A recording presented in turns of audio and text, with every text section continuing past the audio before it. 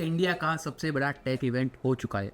Apple ने launch कर दिया है आईफोन 17 और अब वही हो रहा है जो हर साल होता है। एडवांस पिंग खत्म इन सेकंड, स्टोर के बाहर लंबी लाइंस और ब्लैक मार्केट में डबल प्राइस देके भी लोग खरीद रहे हैं। लेकिन ये कहानी सिर्फ फोन की नहीं है, ये कहानी है ऑब्सेशन की। एक ऐसा ऑब्सेशन जहाँ पे हम फोन से ज़्यादा अपनी आइडेंटिटी खरीद रहे हैं। 2024 में एप्पल ने 12 से 13 मिलियन का बिजनेस किया था और इस साल का टारगेट है 14 से 15 मिलियन लेके जाने का। सोचो, एक ऐसा देश जहाँ पे एवरेज सैलरी 20 से 25 हज़ार है, वहाँ पे हम 80 से 1,000 का आईफोन खरीद रहे हैं। शायद तुम्हारे दिमाग में ये बात आ सकती है कि ये वीडियो आईफोन हेट का है।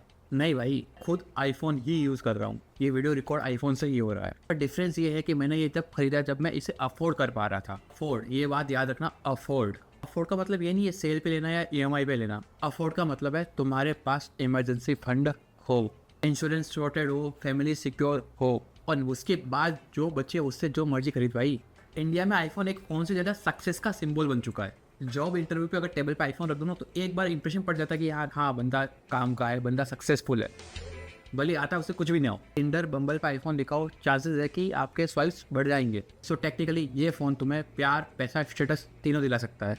क्या लगता है, पागल बनती है शायद, पर ये समाज है और समाज ने डिसाइड कर लिया है आईफोन मतलब सक्सेस।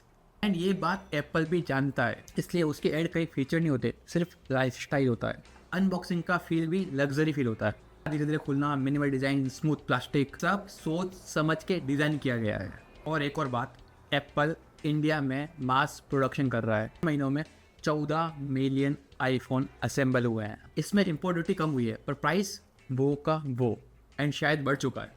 तुम सिर्फ फ़ोन नहीं खरीद रहे हो, तुम खरीद रहे हो लाइफस्टाइल। सच ये है कि आईफोन जेन्युइनली अच्छा प्रोडक्ट है।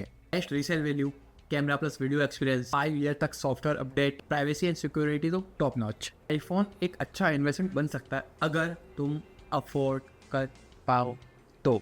इंडिया में आज भी 70% लोग आईफोन ईएमआई पे खरीद रहे हैं। ईएमआई एक सही प्लानिंग के साथ तो यूज़फुल है, अगर गलत यूज़ किया तो ये आईफोन तुम्हारे लिए सबसे बड़ा ट्रैप हो सकता है। एप्पल एंड बैंक ने मिलकर ईएमआई को इतना सेक्सी बना रखा है। उनके एड क्या होती है, 80,000 नहीं, 3,000 पर मंथ। रियलिटी क्या है, processing fees, inflated MRP. Actual में तुम 80 नहीं 1,00,000 ही पे कर रहे हो।